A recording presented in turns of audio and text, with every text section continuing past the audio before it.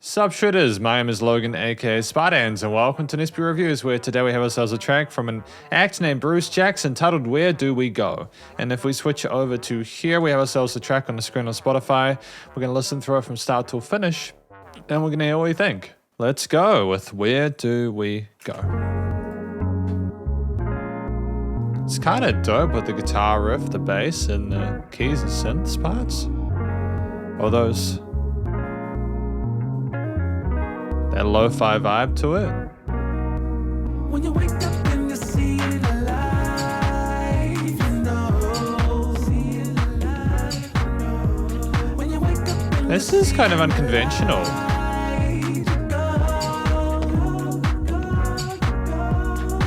I like the speed of it.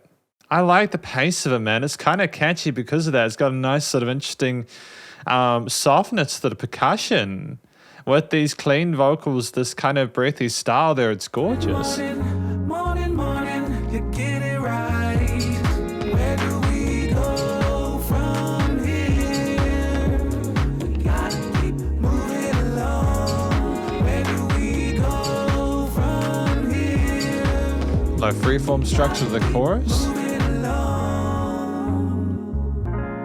Move it along. Reiteration of the main message moving along. Where do we move? And you're doing what's right. You glow. When you're knowing that you're fighting for rights, it shows. I like the repeaters and the head voice there. They sit nicely on top of the really kind of well-balanced bass and the drums and the guitar elements on the sides. Go from here. Gotta keep moving along. Where do we go from here? Reversed guitar takes as well. Gotta keep moving along. Moving along. Move. Let's go and move. Let's go and move. This is really fascinating. I like the use of panning in here. It's actually kind of creative. Let's move. Because like the move is moving between the headphones, the left and right of the stereo field. I think that's really clever. It's symbolic of what they talk about in the song, you know? Where do we go from here? Gotta keep moving. I'm not sure what genre this is, but that's okay. The fact they can't put it into a box is actually kind of positive, you know? It means they're developing their own kind of style, which I appreciate. It's kind of like up-tempo lo-fi.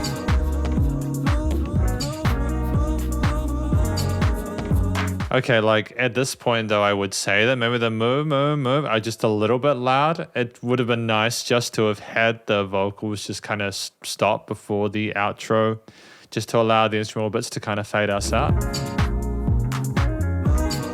Yeah, I okay.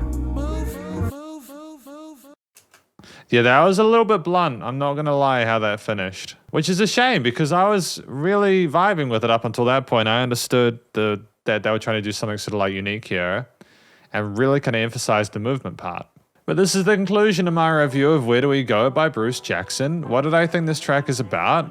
Well, I think that it is about someone telling you, hey, look, you know, where do we go? We've just got to continue moving forward and taking it a step at a time, doing the best we can. That's the vibe I got from this track and what was being said here.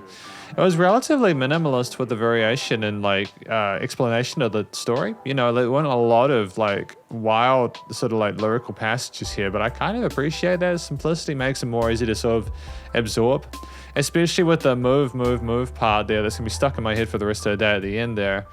Just in part because of how it was delivered. I mean, the vocal performance was good. I was happy with the way that we structured it with some really pretty melodies in the start with some harmonies on the sides of the stereo field, some overdubs. Again, I at least initially, I really enjoyed the fact that we had the movement then going wide into the sides of the stereo field. I thought that was really cool. You know, they did a great job with that. Unfortunately, I do personally feel that the move part overstayed its welcome. And I thought it would have been just nice and classy just to allow that really interesting musical motif to carry us out, or at least to like fade it out with the music. I've listened to a couple of tracks today where, for whatever reason, and it does work sometimes, don't get me wrong, but these musicians have been trying to have their vocals continue as the focal point as the backing fades out. And a lot of the time, the chorus line or the hook line that they're saying or singing or rapping or whatever works better with the accompaniment, and it sounds kind of naked on its own. That's kind of the interpretation I had here. I'm not upset about it, obviously. Like, you know, it's cool. It's a cool concept, but I feel that it kind of overstayed its welcome a little bit at the end. And it was kind of an awkward finish. I just kind of stopped kind of bluntly like that. It's just something for next time. I still think that it was, at least initially, put in really well, and it was a cool idea. The track at 2 minutes 43 is nice and short, which I think makes sense for the way we sung it, the word choices we had, the lyrics, and the vocal performance. You got an idea of what you were getting there pretty early on, and the guitar parts with the keys occasionally, you know, with the kind of moderate, kind of soothing extensions there, to couple alongside the bass, which is very supportive of the low end of those root notes of those chords. And then the drum beat, which had like a really kind of up-tempo, kind of quick groove to it, was fantastic. I really enjoyed my time with the actual motif itself. Maybe that's part of why I wanted it to fade out. You could have even just done the traditional guitar and bass and drums, guitar and bass and keys, as opposed to having everything there. But it's okay. Again, it's subjective, and you know, people are allowed to write songs however they like. Obviously, you know, that's the beauty of music. It's a creative endeavor, you know. I think that, again, there was a lot to appreciate there in regards to the motif itself. The drums were really competently played. I liked the sound of the bass. The tones were warm and full and gentle. And the Where Do We Go part, the way it was sung, was very compassionate sounding to me. And that made sense with the way the chords were played and the harmonies were formed and the softness of the percussive tone. Everything there was really tonally cohesive. There was a great synergy between the elements. I think that this is a really good track, and it's really uplifting, and I kind of dig it. I'm just going to give that a like. I don't think I'm becoming overexcited about this. It's just sort of refreshing to have a track like this just not be slow. You know, it could have been so easy to have gone down on the kind of like the low kind of, oh, we're struggling, we don't know where to go. But it's more positive, but also more kind of balanced emotion. I'm happy with how it sounded, basically, is what I'd say. You know, it was bittersweet with the extensions, but not too far into the minorish side of things. And again, with a 2 minute 43 track, I'm not too unhappy with the variation of the different instruments and how they were and weren't played. Although I think that having the harmonies and stuff come out in that section where we started the move part was good, because it allowed us to focus purely on the groove of the percussion and the vocals on the sides. I think that in regards to the recording, mixing, and mastering, I think that they were done well. The vocals were good. They were notched and filtered well. The backing vocals sounded a little bit dry to me. They could have been like a little bit more reverb or a little bit more sparkle to them in the EQing, but the main vocals were fine. Maybe it was just I was expecting them to be like filtered an extra 50 hertz in the high pass filter, but that's okay. That's all right, just so they kind of float, you know. But I do like the way the vocals were automated again with the panning of it in the middle bit, and then just again the fade out at the end would have been great. But that's okay. That's okay. That's okay. The drums, guitar, bass, and keys and reverse takes and whatever else in the mix was good. The leveling was solid. There was dynamic range to the track, you know. We clearly put a lot of work into our post-production, which I'm thankful for. You know, it's great. It's good effort. I wonder if this is a direction that Bruce Jackson will continue to go in, because I'd be kind of keen for them to do that personally. I think that there is place in the industry for songs like this.